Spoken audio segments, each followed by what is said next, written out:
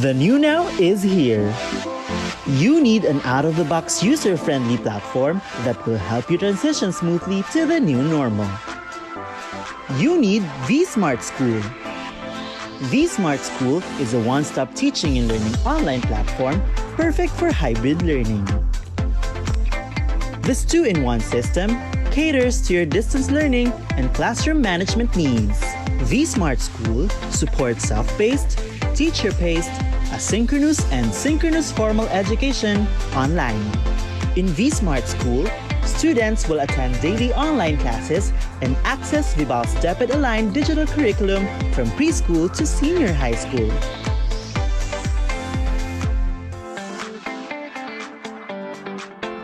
Need content for college? We have them too!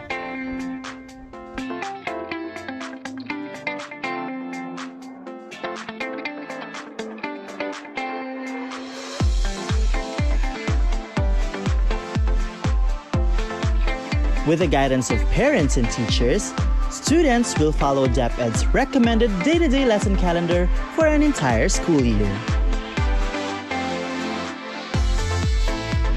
Teachers using vSmart School can also create lessons, schedule classes, and monitor their students' progress. Most importantly, teachers can also live stream or securely conduct online classes through the platform's webinar feature. Looking for a perfect classroom management partner? vSmart School has got you covered as it boasts of an out-of-the-box learning management platform. It provides a library of gamified and interactive materials,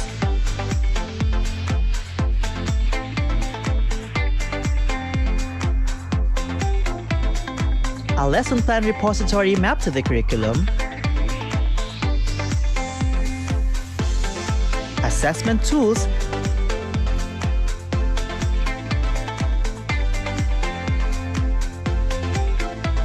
and ebooks that feature augmented reality technology. This LMS component of vSmart School is integrated with a learning record system. This means that through the system, teachers and students can track their teaching and learning journey. Not just that, teachers can also monitor students' grades through an electronic grading sheet called Gradebook. And if you need to deploy tests online, you can do so with Test Guru, where you can enjoy thousands of free test questions ready for deployment through the Vibal Test Bank. See? All your distance learning needs are here in vSmart School. Packed with curriculum-aligned content, learners' progress reporting, and ebooks that are AR ready, vSmart School goes beyond the traditional classroom experience. The good news is, you can also enjoy the vSmart School experience without the internet connection through its mobile app. Downloadable from Google Play Store and Apple App Store. So what are you waiting for? Start your virtual classroom with vSmart School.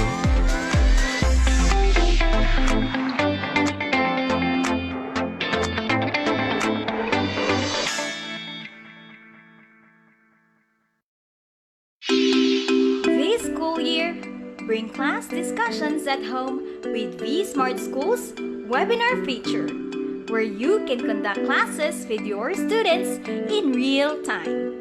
Setting up a vSmart webinar is simple. Simply log into your account, go to My Webinars, click Create, and enter your webinar details. Set your webinar to your lesson so your students can join as participants. You can finally start your class. The webinar feature also lets you chat with your students and share slide decks and other learning materials via share screen. Amazing, right? Get vSmart School and launch your remote learning setup for your school today. Email marketing@vibalgroup.com for more details.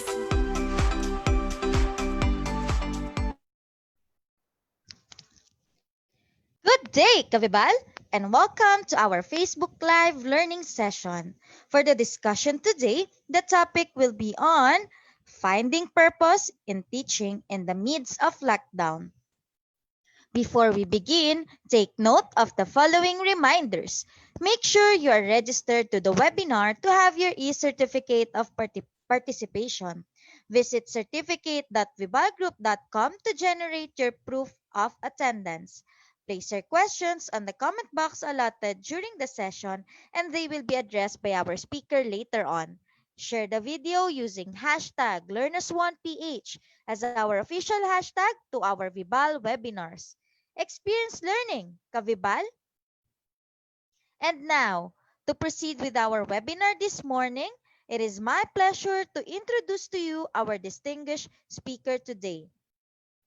She graduated Bachelor in Secondary Education, majored in English in the Philippine Polytechnic University of the Philippines. She recently passed her comprehensive exam in the same university for the graduate school. She worked as the college instructor in STI College, Meycauayan for 3 years. She is now teaching in junior high school in Gat Francisco Balagtas High School. She is a host for events and a volunteer in Elevate, Christ Commission Fellowship's Youth Ministry. Ladies and gentlemen, let us welcome Miss Ezraella P. Jerusalem. Hello, good morning everyone. Thank you po sa ating Vival team for that very lovely introduction. So salamat po for this very wonderful opportunity na binigay niyo po sa akin to share what I know and my experiences sa mga teachers and even sa mga hindi teachers na nanonood this morning. So, ayun, salamat po. So, ako nga po si Ma'am Esa. So, I also want to thank yung aking Gat Francisco Balagtas High School family na kasalukuyang nag-a-unpack at nagko-combine ng milks this morning. So, good morning po sa inyong lahat.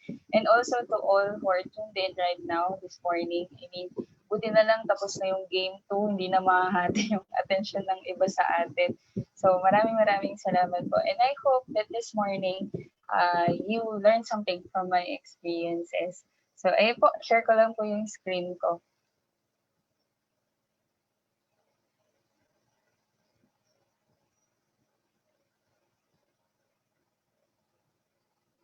Okay. And okay, so just like what Ms. G has mentioned earlier, so my topic is finding purpose in teaching in the midst of lockdown. So, itong lockdown na to, sobrang nakakabaliw siya. Sobrang nakakabigla kasi marami sa atin or halos lahat naman tayo, hindi tayo handa dito. You know what? Nung March nga, 'di ba? Nung March na yun, iniisip pa natin kung ano yung mga plans natin for the end of school year.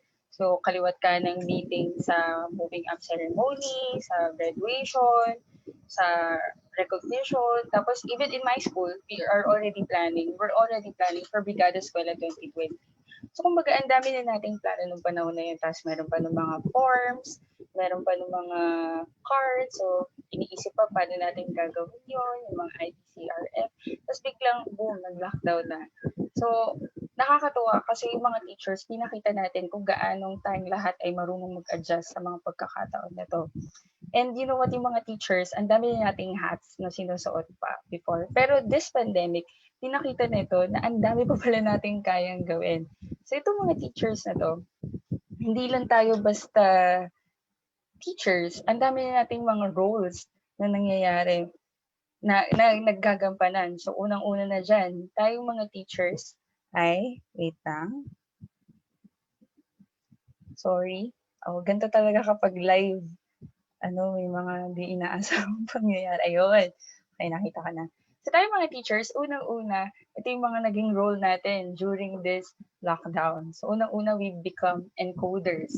Ayan. Paano encoders? Since we are all translating everything na nakasanayan natin from traditional teaching learning process, we are all translating them into online. So lahat ini-encode din natin. Nung mga bandang March, April, May, so doon pinagpaplanuhan paano yung reading of forms. Parang sanay kasi tayo na magkatapat-tapat tayong lahat. Tapos eto, biglang hindi tayo pwede magkita-kita, bawal lumabas. So, ito na ngayon, nag-isip ng maraan yung mga teachers natin on how we can perform yung reading of forms. So, napakahusay. Even yung enrollment na, yung iba sa atin, hindi pa tapos yung enrollment. Hanggang ngayon, may nag-enroll pa rin. Ini-encode natin lahat ng details nila mula barangay forms, tapos nililipat natin sa mga laptops natin, tapos ilalagay natin sa system. So, ang galing ng mga teachers. Sunod, tayo ay mga naging contact tracer. At itong contact tracer na to, this is not a contact tracer that we all have in mind. Itong contact tracer na to, hinahanap natin yung mga estudyante natin sa social media. Tapos we have their phone numbers. Hahanapin natin sila at sobrang challenging. So, for example ako, ang hawak ko kasi ay grade 7. So, yung mga magiging estudyante ko this coming school year ay mga grade 6. Galing sila sa elementary school. At sobrang hirap nilang hanapin. Kasi hindi ko sila kilalanin, hindi ko alam kung anong itsura nila. At kung pangalan lang yung alam ko sa kanila, pangalan lang, address, tapos yung mga details na nilagay nila sa form nila. So, yun lang. So, pahirapan, tapos ang dami pang magkakapangalan, hindi mo alam kung sino doon. At hindi lang yun, pati yung parents nila, hinahanap din natin kasi we want to create a mode of communication na makakapag-communicate tayo sa kanila na mabuti, na maitatawid natin sa kanila yung mga announcement. There was this one parent na hinahanap ko siya. Sabi ko, tinext ko siya, sabi ko, ma'am, ano po bang pangalan niyo sa Facebook para pumaan po kayo? Tapos, sinabi niya yung pangalan niya. Pagkasabi niya ng pangalan niya, hindi ko siya mahanap. Tapos sabi niya, ma'am, kasi po nakabaliktad po yung pangalan ko. So, mga ganun. So, yun yung mga naging role natin this pandemic. Ano pang mga naging role natin? We become tech support. And tech supports, the Gen Zs, no matter how techy they say, they think they are, may mga bagay na hindi pa rin talaga nila alam. So, halimbawa, for those na nag-start na ng online classes now, na, ma'am, paano po mag-mute? Paano po mag-on ng camera? Ma'am, paano po mag-a-attach ng documents? Paano ko po ito gagawin? At tayo, every time, lagi rin tayong naka-assist sa kanila. Parang kumbaga ito na yung equivalent ngayon ng kasasabi mo lang na 1/4, tatanong na naman sila kung 1/4. So siguro na-miss na natin yun. Ito na yung equivalent niya ngayon. Ma'am, paano po yung ganito? Paano po yung ganyan? Paano ko po sasagutin itong forms? And tayo mga teachers, we are always ready to assist. Kahit na yung iba sa atin, sobrang naninibago sa mga takbo ng technology ngayon. So we salute you teachers. Ano pa? We have become LMS experts. And last August, nagkaroon kami ng school-based seminar na nagtuturo kami ng mga LMS sa mga learning management system. And then, I can feel yung struggle ng iba kong mga katrabaho na bago kasi sa kanila to bago sa ating lahat to. Sa totoo lang, nag-exist na yung mga LMS before. And nagturo ko sa STI, may gumagamit na kami nun before. And ngayon, ginagamit na siya ng halos lahat. So, after that school-based seminar, the following week, kailangan namin magkaroon ng demo na ipapakita kung ano ba yung natutunan namin or ma-execute ba namin ito ng maayos. And yung mga katrabaho ko, sobrang perfect yung execution nila na even yung mga hindi na na-cover nung seminar, nagawa nila. So yung mga teachers, talagang kung bibigyan ng pagkakataon at bibigyan ng time, nagagawa natin yung mga bagay na to ng perfect, ng excellently. Ano pa? We have become counselors. Na itong counselor naman, yung pag-counsel natin sa mga students, even nga sa mga parents minsan or sa mga katrabaho natin, ginagawa na natin siya noon pa man. Pero during this pandemic, during this lockdown, mas marami kasi ngayon yung na-down.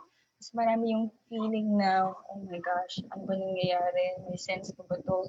I mean, at one point ako, during this quarantine, may mga araw na naiiyak ako, parang, normal pa ba to? Ito na ba talaga yung buhay natin?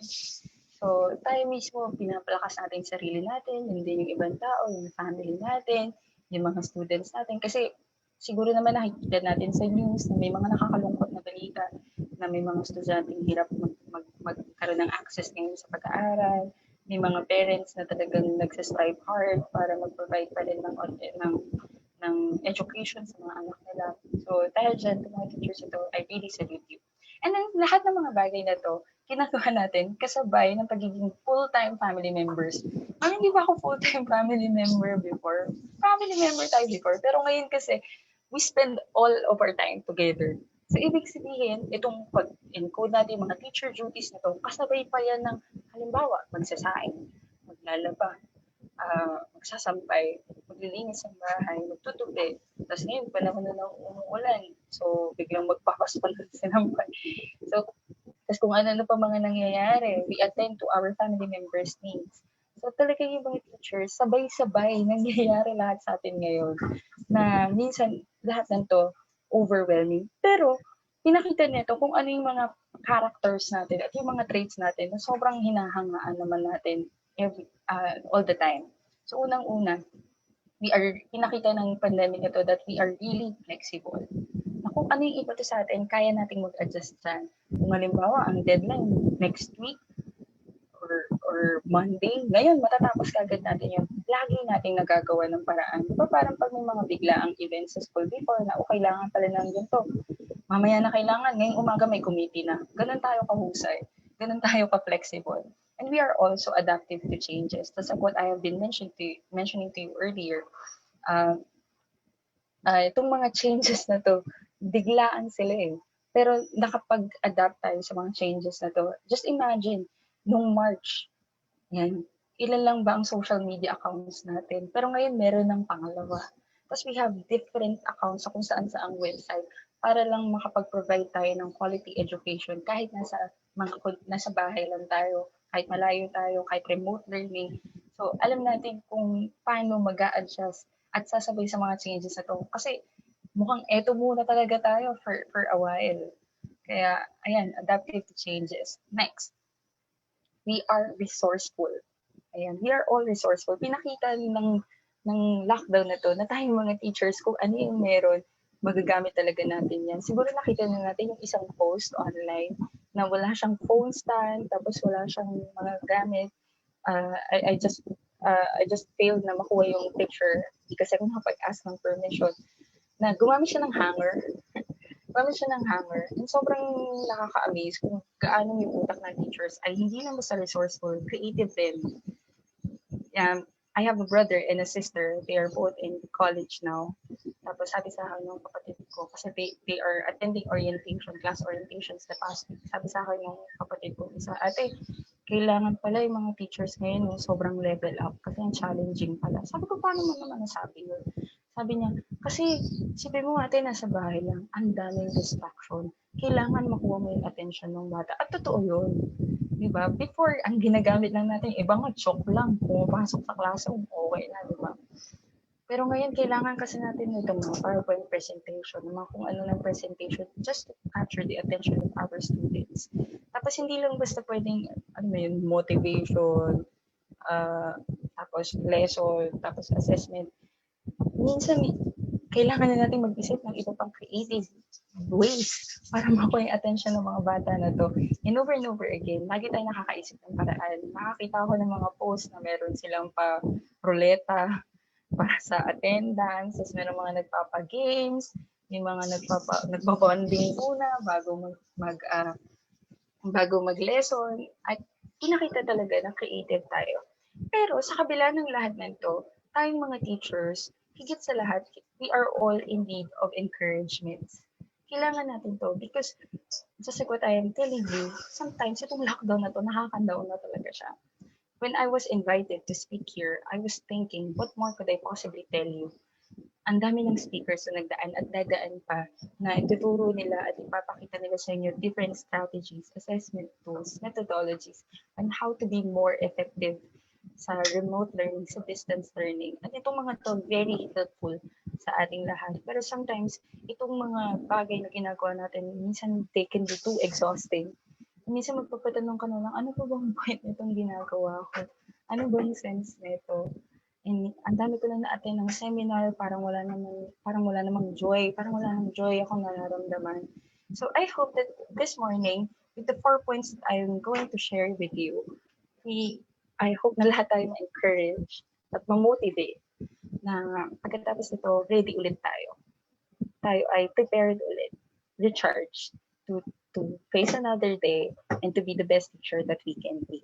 So there will only be 4 points that I will share with you this morning. So yun ang Tagalog ng teacher, guro. And guro, pwede po bang pakitype ng word na guro sa ating mga chat box? So guro, so let me start with G. And G, go back to square one. Go back to square one. Balik tayo kung saan tayo mag-umpisa. Bakit nga ba? Diba? Siguro narinig yun na yung commercial before na ang tanong niya para saan or para kanino ka bumabangon. And every now and then, lagi kong iniisip yung tanong na yan, para saan nga ba? Para kanino? So, why do you do what you do? Bakit mo nga ba ginagawa yung mga bagay na ginagawa mo? And why did you decide to teach? Siguro bago pa tayo nag-college, tinanong na tayo, bakit gusto mong mag-edu? Or bakit gusto mong kumuha ng edu units? And every time na naririnig ko itong tanong na to, ang naging sagot ko at ng ibang mga teachers na kasama ko, to inspire, to educate, to witness change. Kasi alam natin na may mga kailangang pag-ulit. So, dito, pinapakita na over and over again, ito yung lagi yung mga sagot natin. You know what? Once you decide what you want to do and the reason why you want to do it, everything that you should do from here on then must be in service of that. Halimbawa, gusto mong makakita ng change sa buhay ng mga estudyante, lahat dapat mong gawin natin mula dito hanggang makita natin in service of that. Kasi hindi yun natatapos sa isang lesson lang. Buong mahaba siyang process. Kumbaga, ang change hindi siya nangyayari overnight lang. Well, praise God kung nangyayari yan, pero mahaba siyang process. Process siya. Why did you decide to teach? Now, let me share with you some news. So, ito, by the end of August, so August pa to, so 3 weeks ago na ata to, over 23.6 million learners, or 85% of last year's enrollment have enrolled our school year 2020-2021. So nakita ko kanina parang 3.3 million pa yung hinahanap natin. Pero tignan natin muna doon, 23.6 million learners. Ibig sabihin, sa kabila ng challenges at difficulties na kinakaharap natin lahat ngayon, itong 23.6 million learners, I believe they are all hoping na matuto ngayong school year. Na lahat sila ngayon excited pa rin kahit na challenge. Ba kahit mapa-modular man yan or online, lahat ng mga to, excited sila. At tayong mga teachers, malaki yung role natin, nagagampanan natin in partnership with the parents or the guardians of the students to create change and to inspire these students. Malaki ang role natin. And balikan natin lagi yung reason natin. Bakit ginagawa ko to? Walang isang answer para sa ating lahat. In every person, iba-iba yan. Personal sa atin yan, parang pangalan natin yan. Kanya-kanyang purpose tayo. Kanya-kanya tayong reason, dahilan. Kanya-kanyang backstory. Bakit ito yung mga ginagawa natin? At itong 23.6 billion learners, I hope maging motivation siya para ma-renew yung purpose natin. And let us hope, and let us pray, and let us urge yung remaining million na hindi pa nakaka-enroll, sana maka-enroll sila ngayon or makagawa tayo ng paraan para ma-reach out natin sila. Now, sa mga pagkakataon na tayo ay nahihirapan, na-challenge tayo, tandaan lang natin na tayo mga teachers, we must teach them the statutes and the laws and make known to them the way in which they are to walk and the work they are to do. Kasi lahat ng member ng society, merong work na naka-assign sa atin. At tayong mga teachers, we are to teach them and to guide them itong mga laws na to para makita talaga natin yung pinapangarap natin na ito yung vision ko, nangyayari siya.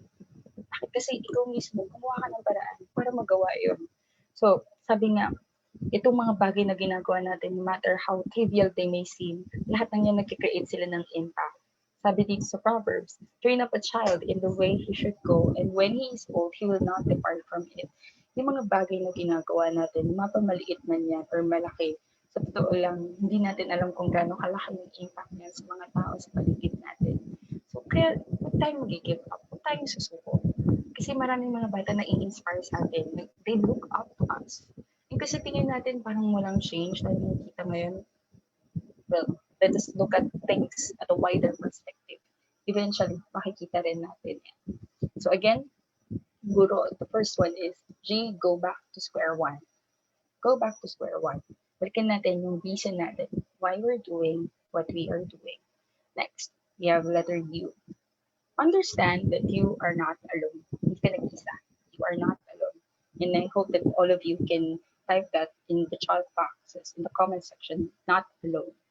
Yan. Hindi tayo nag-isa. you're not alone. Kasi itong lockdown na 'to, na-isolate kasi tayo, eh. Minsan yung mind natin kasali sa na-isolate na parang, "Ano ba 'to? Parang hirap na ako sa struggle na 'to, walang nakakaintindi." Ta's bigla may mga personal concerns pa, ta's mga kung ano-ano pang mga concerns na lumalabas. Minsan sabay-sabay. Minsan para siyang requirement na ipapasa mo mamayang hapon, ngayon lang sinabi. So, parang sabay-sabay. Pero one thing that we must understand is that we are not alone. So, how do we do that? Now, let me share with you some news before I proceed to some tips. According to UNESCO, 2020, 1.5 billion learners are affected by school closures worldwide. And here in the Philippines, 748 private schools are temporarily closing, affecting 3,000 teachers and 40,300 students. And that's according to Cocopea, na published to sa kung saan media outlet. And I just want to tell you, those teachers affected dito, if you're listening right now, I'm sorry that this happened to you. I'm sorry na nangyari 'to sa'yo ngayon. I'm sorry na kailangan mong pagdaanan 'to. Walang may gusto nito, hindi natin siya na-foresee. And I hope na hindi ka mawalan ng lakas ng loob. Unti-unti, ma-overcome din natin 'tong mga bagay na 'to. And tayong mga teachers, those who have the means, and even those na hindi teachers pero nakikinig ngayon, I hope that if you see a fundraising event, activity for teachers who are in need, or even for schools na magsasara, if you see donation drives, huwag tayong mag-hesitate to, help out. Huwag tayong mag-hesitate na tumulong, na mag-donate, na magbigay. Kasi kaya nga minsan tayo, na sobrang nasa atin, we are blessed to bless others. So tumulong tayo. And for those who are in charge, I hope that you can hear us right now. I hope that you can help us. I hope that you can support us. Sama-sama tayo. Hindi tayo magkakaaway ngayon. Magtulungan tayo. Huwag natin isipin yung nakabubuti para lang sa ilan. Isipin natin yung para sa lahat. So again, for those who are affected, I'm very sorry that this happened to you, but remember that you are not alone. Sama-sama tayo dito. And even yung mga teachers na, although not directly affected ng ganitong paraan, pero nahihirapan mag-adjust, pag-translate from traditional to online, na nahihirapan kasi hindi sanay sa mga meetings online, sa mga pag-share screen, pag-attend, pag-rename ng nicknames. So, understand that you are not alone. So how do we do that? Don't be so hard on yourself. Don't be so hard on yourself. Now, I'm going to share with you some tweets and posts that I saw on social media, and I've asked permission from these people to use them in my presentation. Siyempre, kanila yun, kailangan natin magpaalam. So, don't be so hard on yourself. Sabi ko nga sa inyo, for those na nag-start ng online classes, ang hirap, ang challenging kasi lalo yung internet dito sa Pilipinas. Ako, sana magawa na ng paraan. So, I saw this tweet online from Miss Ash Fresco. Sabi niya, she handled 3 classes today. Nung isang araw lang to, nung Tuesday. And then, nahirapan siya kasi she was just using 3G data. And she had no choice but to turn her video off. Kasi, sabi ko nga sa iyo, di ba, nagiging tech support tayo. Kapag kasi yung video natin nakasara, mas less yung kinoconsume niyang data. Pero syempre, hindi naman ibig sabihin nun magtutuloy-tuloy. So, may mga challenges pa rin. So, what happened was, yung mga students niya nag-offer na, ma'am, send mo sa amin yung presentation. Kami na yung mag-present. So, yun yung nangyari. Tapos, although she was frustrated, she was hopeful. Ay, nakikita natin na hopeful siya. Kasi ang ganda pa rin ng interaction. So, there will always be people who will have your back. Meron at merong mga tutulong. So, teachers, don't be so hard on yourself. And huwag din tayo maging hard sa ating mga students. Kasi pare-parehas tayo nahihirapan ngayon. Pare-parehas tayo nag-a-adjust. Maging extra compassionate tayo towards one another. So ito, I also saw this post on Facebook na this teacher, and there on that picture, he is 69 years old. Pero yung age niya ay hindi naging excuse para makapagturo pa rin siya online. So, nanghingi siya ng tulong sa son niya, who seems to have posted this one. And then, ayun, nagpa-practice siya. I mean, kahit naman tayong mga younger ones, nagpa-practice pa rin. Just before we went live this morning, I was having problems sharing my screen kasi it's been a while since huli ko nagturo. Ang tagal na, noong March pa, hindi ko na nga maalala kung ano yung huli kong lesson. Pero ito, makikita natin na even yung mga teachers natin, yung mga seasoned teachers natin, they are all trying their best. So let us all be extra gentle, extra patient with one another. So what else? Surround yourself with good company. Now, this is a picture of my friends, and most of us are teachers. And yung iba sa kanila, nag-start na ng online classes. And every now and then, we call each other. We schedule a meeting para magkwentuhan, mag-bonding, tapos share lang namin ano nangyayari sa buhay namin. We share our best practices. We share memes. Di ba? Share kami ng memes. Kasi, alam niyo yun, sobrang dami na nangyayari. Kailangan natin palakasin ng bawat isa. Hindi lang yan, even yung family natin, di ba? I mean, I'm grateful for my family na dahil sa talk ko na to ngayon, lahat sila nag-adjust ng activities. And it's really important that you surround yourself with good company. Yung mga toxic na tao, unfollow muna natin. Kasi, alam yun, nakaka-help din yun sa atin para ma-refresh ang ating mga mind. So, what else? Tandaan natin that you are not alone and that you are appreciated.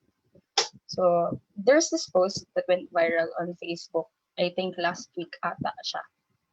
It's about a class, a nursing class. Tapos, when they opened all of their cameras, all of their videos, nag-post sila, yung may mga banners sila ng we love you, ma'am, we appreciate you. Nung pinapanood ko siya, medyo naiiyak ako.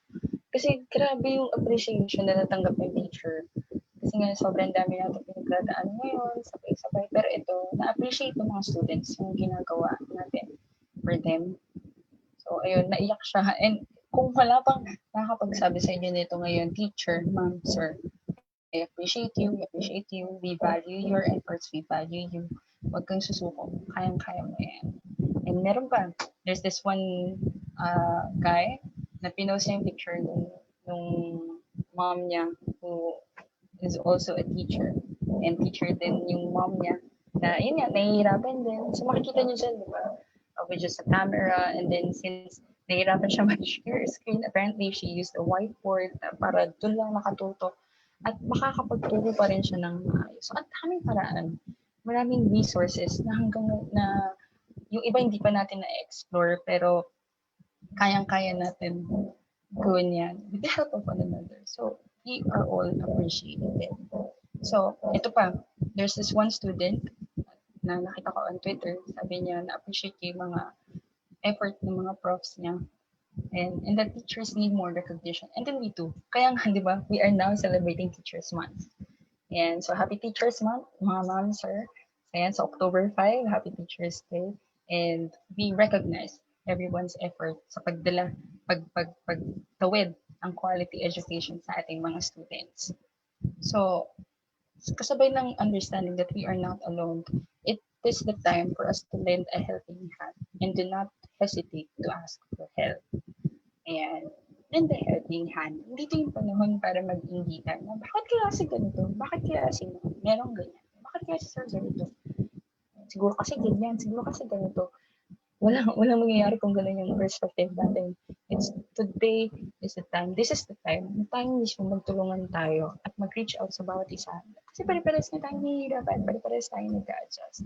Now, this is a photo of my teammates sa isang activity na ginagawa namin ngayon sa school. And then yesterday, we had a meeting session. Tapos sobrang lahat kami, pare-pares kami nababaliw. So, hello po, ma'am, sir. And nag-unpack at nagko-combine ngayon sa answer ng mga kung ano activities. So, pare-pares kami nababaliw kahapon na, paano ba to? Ano mga gawin dito?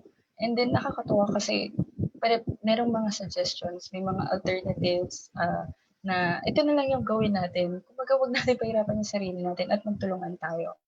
I-distribute natin yung task, distribute natin yung labor, divide natin yung labor para hindi na overwhelm yung isa, hindi tayo na-burn out. Okay? And do not hesitate to ask for help. Hindi, pag tayo nanghihingi ng tulong, hindi ibig sabihin na mahina tayo. Kasi it takes a huge amount of humility to admit that you need help.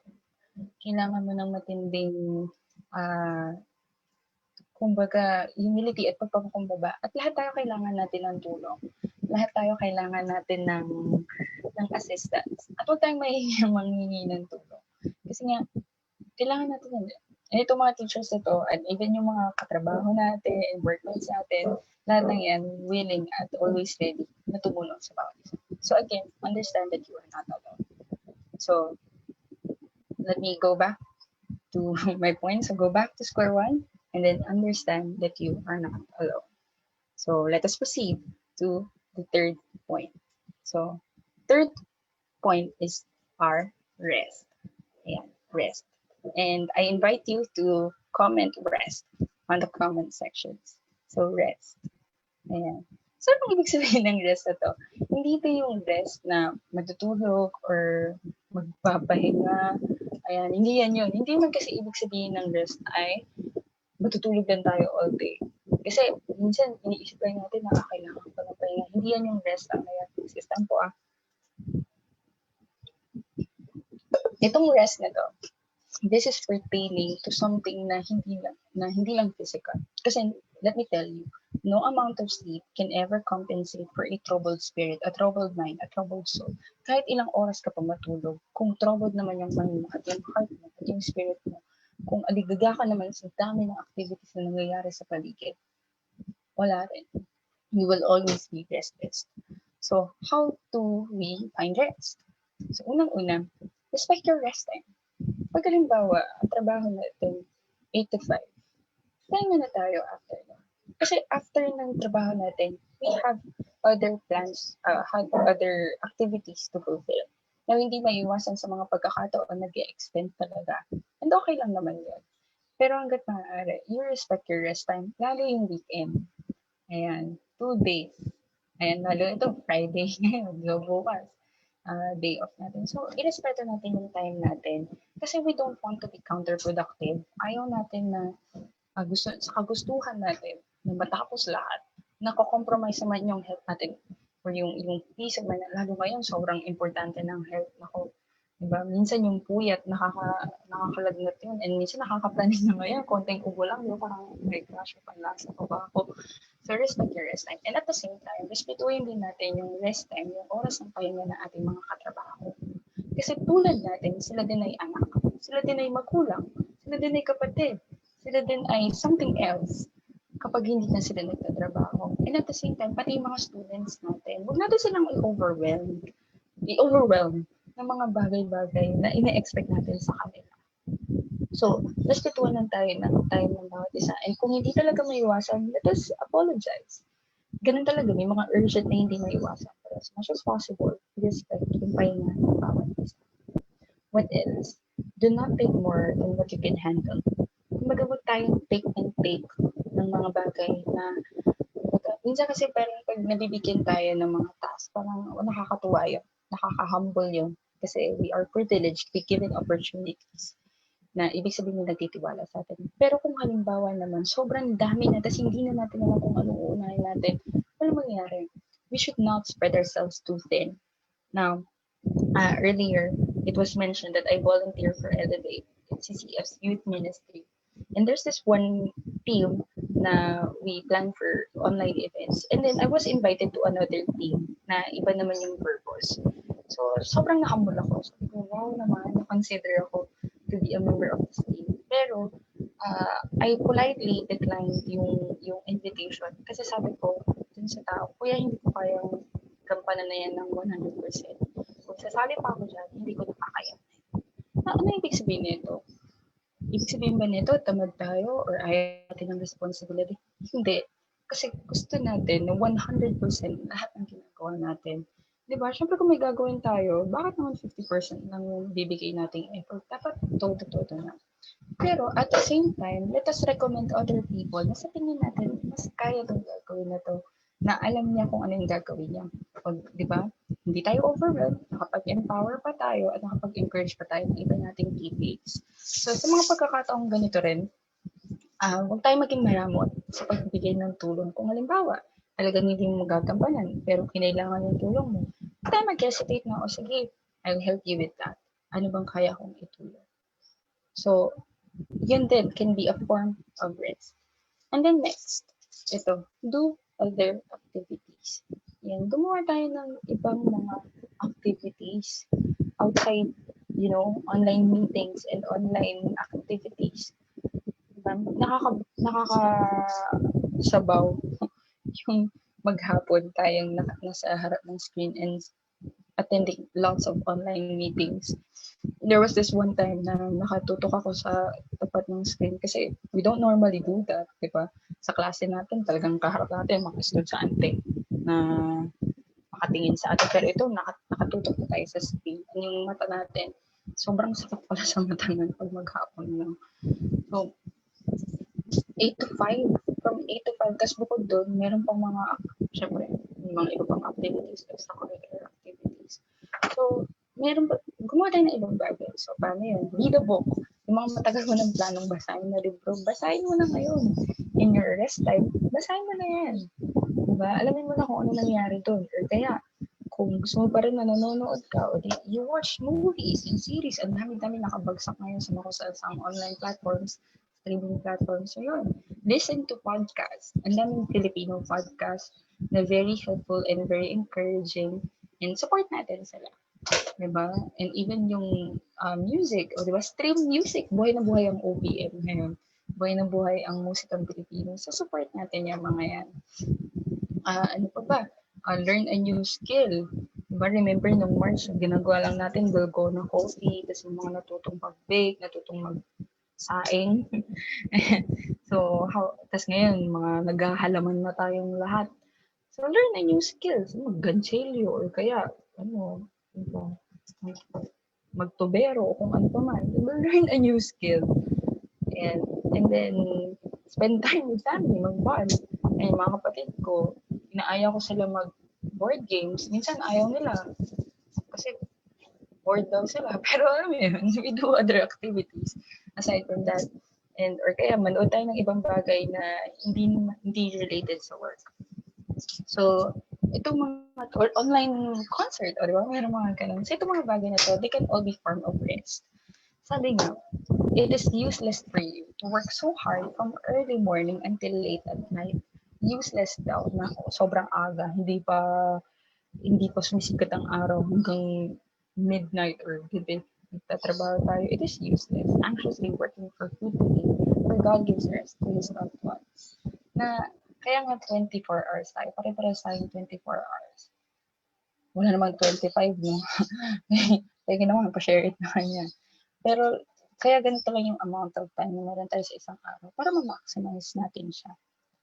At like what I told you earlier, huwag tayo maging counterproductive. Ayan, useless. Napapaguri natin yung sarili natin tapos wala tayong na-accomplish at the end of the day. So, learn to rest. Learn to rest. So, let me review. Go back to square one. Understand that you are not alone, na pare-pares tayo dito. We are all facing a huge challenge, trial, adversary. Kaya sama-sama tayo dito. Huwag tayo maghilaan, kundi itaas natin ang bawat isa. So, and then rest. Kaya tayo. Ayan, mamaya, Friday, diba? So, mga hindi nakanood. Ayan, kung paano tinalo ng Miami ang Boston, mamaya, may mga replay, panoorin na lang natin. So, ayan. And kung halimbawa, nahihirapan tayong hanapin yung purpose na yan. Nahihirapan tayong intindihin that we are not alone. Nahihirapan tayong mag-rest. I hope na we can do the last one. Yung O. Let us open up to God. Open up to God. So, how do you open up to God? How do you do that? You know what? Itong times ito, yung mundo, yung bansa natin, ang dami nangyayari. And it can all be too overwhelming. Sobrang dami. It's just too much. May mga plano na hindi nangyari, may mga conferences na dapat nag-take place sa mga nakaraan pero na-cancel, may mga events na hindi nangyari, may mga businesses na nagsara, schools, may mga nagsasara. So, we open up to God. When life gets too overwhelming, pause and pray. It's like what I told you, ano nangyayari sa bansa natin? 1 meter distance, public transport, white sun, corruption, unemployment, ang daming nagaganap. Diba? Minsan nga nakakalimutan na natin na may virus pa nga pala. Hiyang-hiya na si Miss Rona sa ating lahat. Kasi nandyan pa rin siya, parang hindi na siya yung naiisip natin. Pero when life gets too overwhelming, we pause and then we pray. Kung halimbawa, yung internet mo biglang nag-lag, you pause and pray. Kung halimbawa, yung laptop mo, kung kailan may kailangan ka ipasa, biglang magloloko siya. Yung printer mo, kung kailan may mga kailangan kang imprint, biglang nakakaramdam na, nagmamadali ito, magbagal na. Kung yung mga yung mga students natin, sobrang nahihirapan tayo mag-communicate with them. We pause and pray. Kung sa bahay natin, overwhelming na rin mga nangyayari, we pause and pray. Now, Ezra, ibig sabihin ba na magiging okay lahat? Not always. Praise God kung magiging okay lahat, pero not always. Hindi man pagkat nag-pray tayo instantly, magiging okay lahat. Pero it allows us an opportunity for us to reflect and to recollect yung sarili natin. To think, tinuturuan tayo ng pag-pause at ng pray. To, go back to square one. Ano ba nangyayari? Bakit ko natutunan ginagawa? When we pause and then we pray, naiisip natin itong mga tao sa paligid natin, mga people na ginagawa natin yung mga bagay na to para sa kanila. When we pause and pray, it allows us to rest.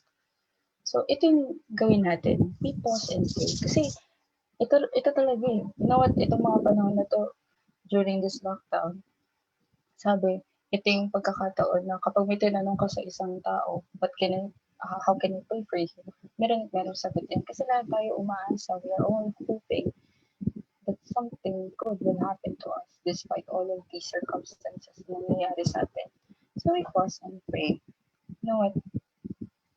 Itong mga bagay na to, I believe when we do these things, lalo itong yung pag-depend to God in prayer, I believe that He will deliver na yung mga promises niya sa atin, mga pinanghahawakan natin na promises sa Kanya, ibibigay niya sa atin to in His right timing, in His right way.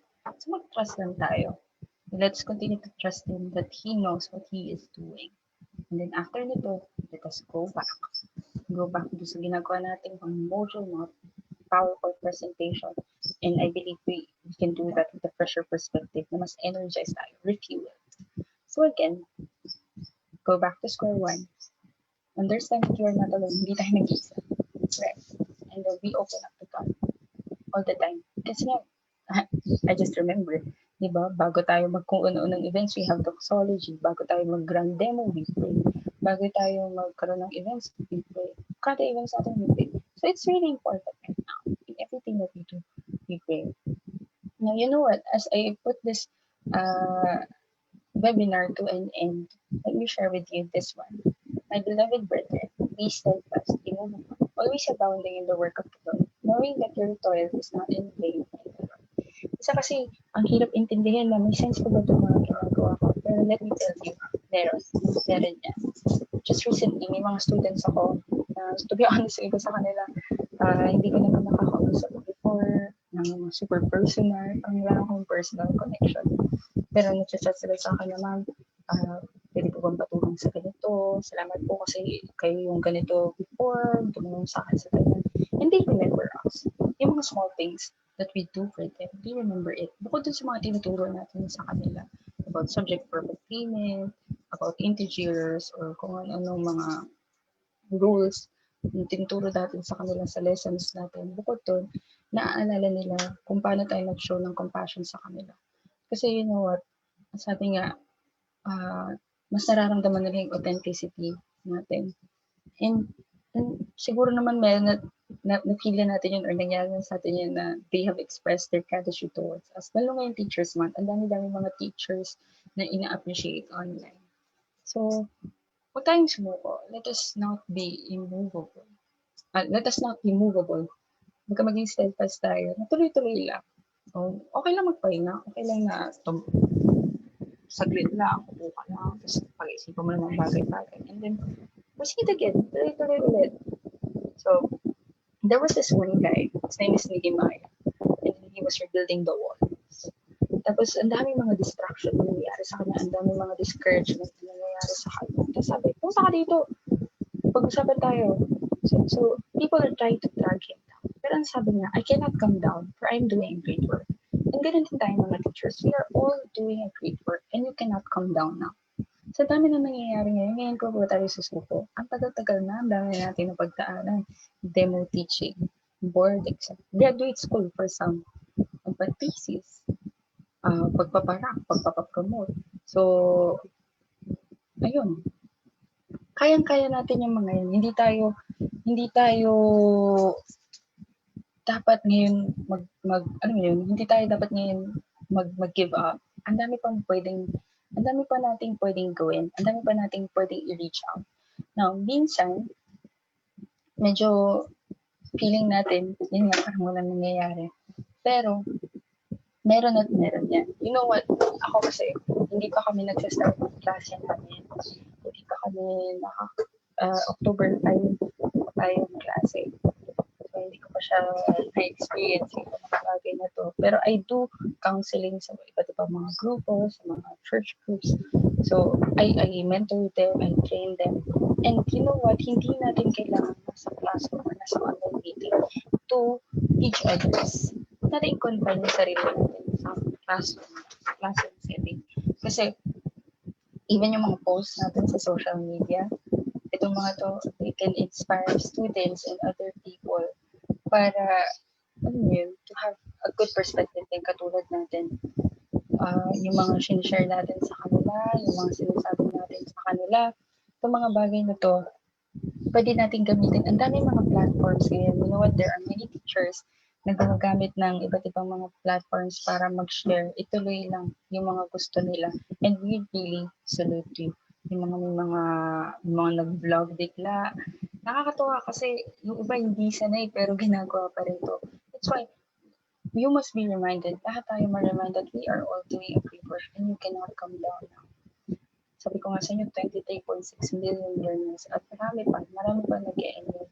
Lahat ng mga tao na to na hoping na maka-inspire. At kaya sa community natin, di ba may mga post na nakikita natin na sa mga bahay-bahay lang nila, sa mga kapitbahay nila, with social distancing, nagtuturo sila, nagsa-start sila na, sige tayo magturoan, mag-help out tayo sa bawat isa. Because kahit saan tayo, kahit naman nasaan tayo, ano pa man yung kalagayan natin, hindi mo mawala sa atin yung ability at yung kakayahan natin na magturo. Kaya you are all doing a great work. Huwag tayo ngayon sumuko. Kahit na saan tayo, gagamitin tayo to teach, to inspire, to educate others, and for them to learn from us. So we are all doing a great work.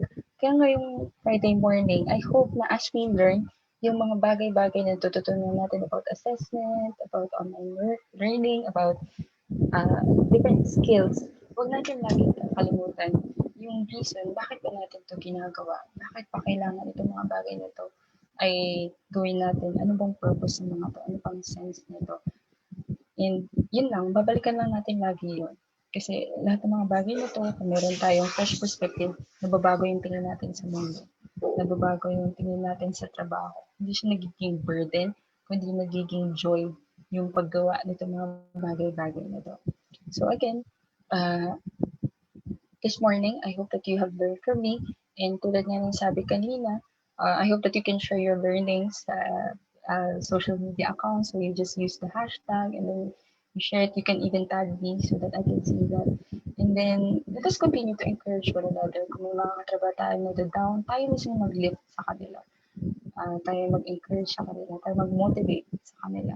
Kasi sino-sino pa magtutulungan dito, hindi tayo rin lang naman. So, ayun.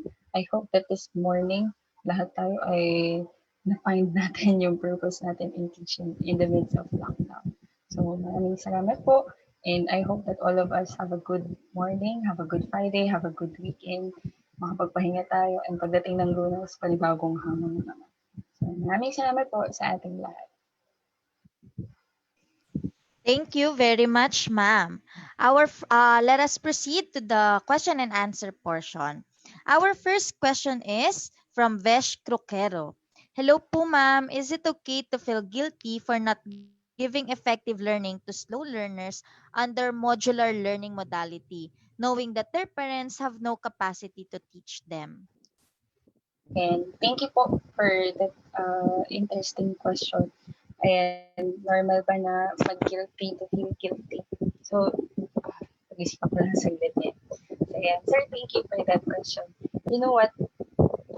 Hindi ka nag-isa dyan. Sabi ko sa inyo, you have to understand that you are not alone. Kasi kahit ako, na experience ko yan, just last week, nag-report kami sa school to assist with some forms and some files. Sabi ko sa isang katrabaho, ma'am, alam mo ba, minsan nga iniisip ko, ano po bang point nito? Kasi modular tayo. Paano naman natin sila matutulungan. Paano naman natin sila matuturuan? Lalo yung mga students na wala talagang access to online learning. Naisip ko, paano nga ba? Paano ko makakapag-promote ng change? I think, and I believe meron pang ibang better na solution for this one. We can, use yung kung anong meron tayo. Halimbawa, meron tayong access sa mga ganitong bagay. Even tayo mga teachers, isipin nyo na lang, bago ko balikan yan. Itong mga teachers na to, hindi naman din lahat tayo may access sa ganitong klaseng seminar. May mga teachers na umaakit pa ng bundok, tapos nagpupunta kung saan-saan.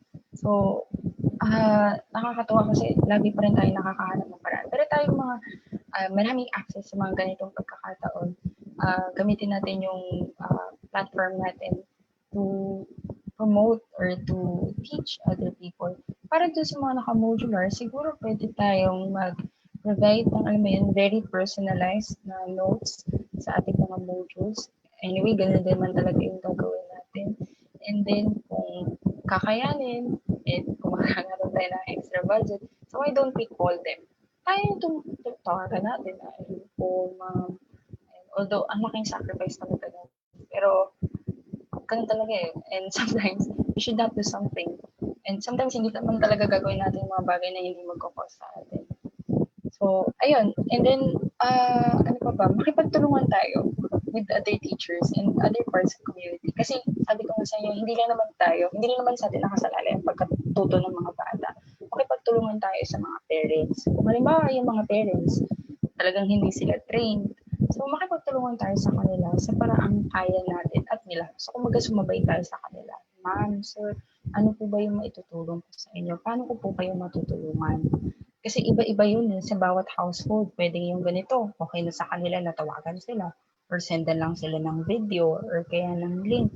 So, pero merong ibang mga pamilya na talagang hindi iniisip din nila, paano nga ba to? Paano nga ba? Kasi may mga forms, di ba? Sabi, pag tinanong sila, sino magtuturo sa'yo? Ang dami nagsagot na. So, sobrang nakakalungkot. So, siguro yun, makipagtulungan tayo sa community, sa LGU, ayan, sa mga barangay workers, kasi nandyan sila eh.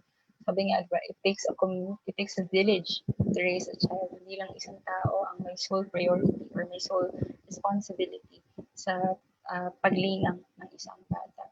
So, ayan sir, sana nakatulong yun sa'yo at sana may sense sa mga sinabi ko na yun sa'yo.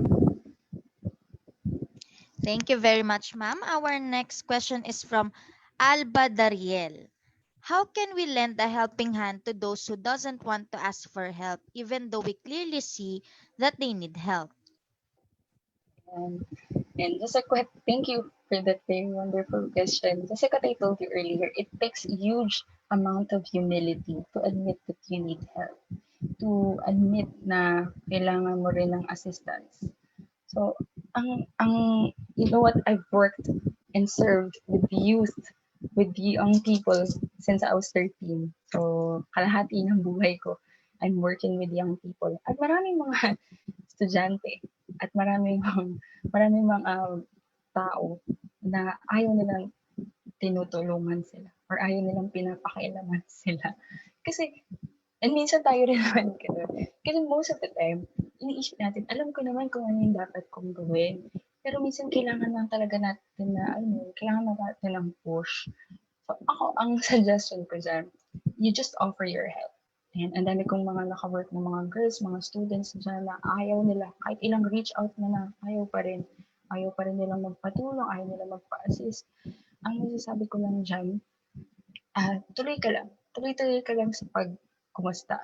Kumusta ka? How can I help you today? Or ako, what I normally do with people around me, how can I pray for you today? Yan, hindi man everyday, pero lagi ko silang tinatanong, anong may itutulong ko sa'yo ngayong araw na to?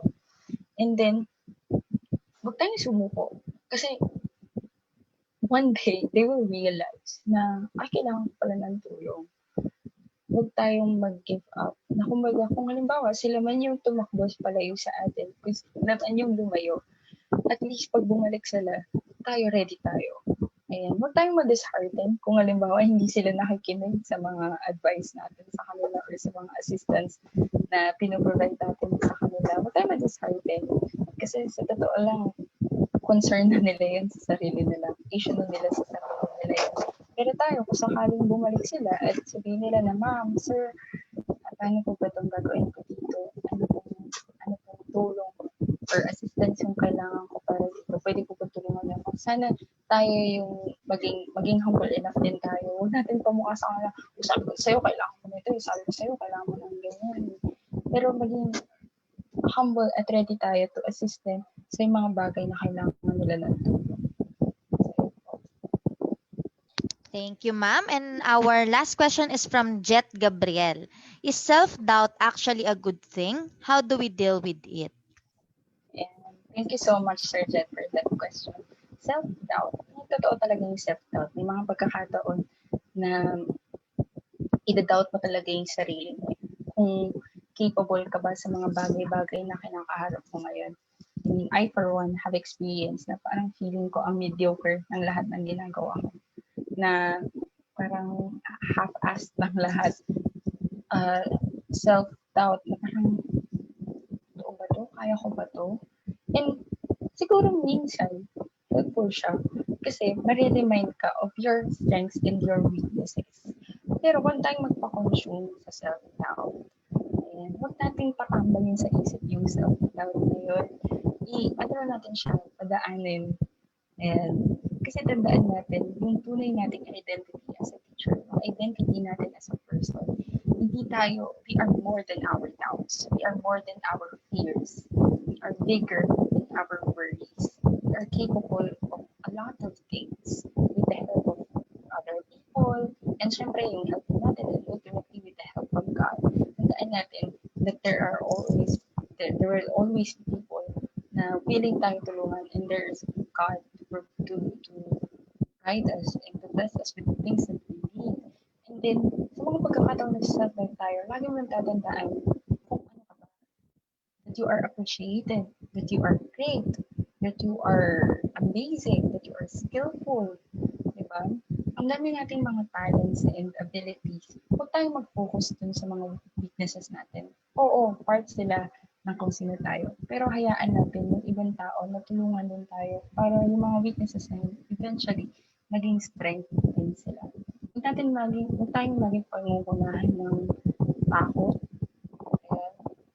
Normal siya at first, pero pag kinain ka na lang yun, hindi na natin ma-experience yung possibility at yung kakayahan ng ating mga potential to do great things. Kasi tayo rin naman, nag-uumpisa tayo. When I first entered my classroom, nung unang-unang araw ko ng pagtuturo, takot ako kasi I was 20 years old. Tapos, ang tuturuan ko lang yung mga 15, 16, iisip ko na ho. Baka mamaya alam na rin na mga ituturo ko, alam na rin nila kung ano itong mga to.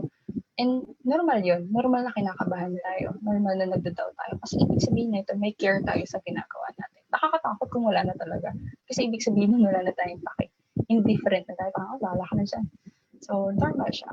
Pero, huwag tayo magpatalo dyan. Kasi, kayang-kaya natin yung mga bagay-bagay na nakaharap sa ating lahat. So, yun, Sir Jet, sana nakatulong sa iyo yun at sa ating lahat. Thank you very much, ma'am. That's all the questions we have for now. Any last reminders to our viewers for today po? Ayan, thank you, Ms. G. Siguro sa lahat ng mga nanonood, nasabi ko naman na lahat. Pero nang gusto kong sabihin sa inyo na to always go back to your purpose, to the reason why you're doing what you're doing, and siguro stay safe. Stay safe and connect to groups, to support groups, to discipleship groups, and connect with them, spend time with them, and then stay safe, ayun, stay healthy, stay hydrated. Ayan, huwag lalabas kung hindi kailangan. Diba? Maintain social distancing. So, ayan, hindi huwag tayo mag-give up. Tuloy-tuloy lang. Okay lang magpahinga, pero after a while, push ulit tayo. Go ulit tayo. So, thank you so much everyone for tuning in this morning. I hope na nakatulong sa inyo itong mga bagay na na-share ko sa inyo this morning.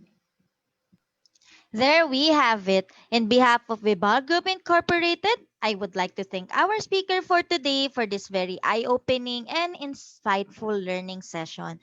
It is an honor to have you with us today, ma'am. And to all our Kavibal viewers, all thanks to you for your continuous patronage to our daily learning session. Don't forget to register to get your e-certificate of participation. We also encourage you to subscribe and watch on our official Vibal Facebook and YouTube channel. Muli, maraming salamat at magandang araw sa ating lahat.